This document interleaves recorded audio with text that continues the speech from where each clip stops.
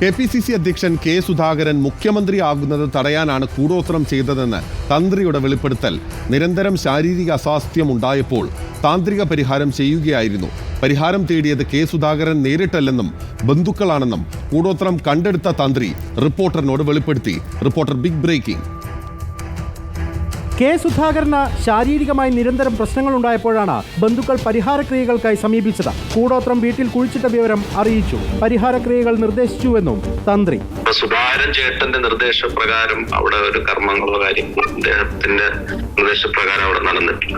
നമ്മുടെയൊക്കെ വ്യക്തി ജീവിതത്തില് നമുക്ക് ഓരോ പ്രശ്നങ്ങൾ ഉണ്ടാവുമ്പോൾ നമ്മുടെ കുടുംബക്കാരത് ശ്രദ്ധിക്കും. അപ്പോഴായിരിക്കും ഒരു അഡ്വൈസറെ, സ്പിരിച്വൽ അഡ്വൈസറെ എടുത്തു ചെന്ന് അതെന്താണെന്ന് ചോദിക്കും. അതും പ്രകാരം കാര്യങ്ങൾ ചെയ്യണം. കേരളത്തിന്റെ മുഖ്യമന്ത്രി പദത്തിന് അർഹനാണ് കെ സുധാകരൻ. അദ്ദേഹത്തെ ഒതുക്കാനുള്ള ശ്രമം നടന്നു. കൂടോത്രം ചെയ്തവരെ കുറിച്ച് സുധാകരന് ധാരണയുണ്ടെന്നും വെളിപ്പെടുത്തൽ.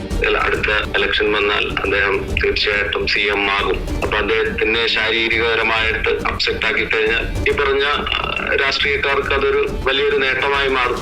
ഇതൊരു രാഷ്ട്രീയ ഇതാണല്ലോ. അപ്പൊ അത് പല ഭാഗങ്ങളിൽ അത് ചിന്തിച്ചത് പറയട്ടെ. അത് അതിനകത്ത് തമ്മിൽ പ്രശ്നങ്ങളും ഇതുണ്ടാവും. പുതിയ ഇലക്ഷൻ കാര്യങ്ങളും വരുന്നു. അപ്പൊ അത് അദ്ദേഹത്തിന് അത് അറിയാം. സുധാകരന് ശത്രുക്കൾ അകത്തും പുറത്തുമുണ്ടെന്നും ആത്മീയ പരിഹാരം തേടുന്നത് സ്വാഭാവികമാണെന്നും വിവാദം അവസാനിപ്പിക്കണമെന്നും തന്ത്രി ആവശ്യപ്പെട്ടു. VS Ranjith, reporter, Kozhikode.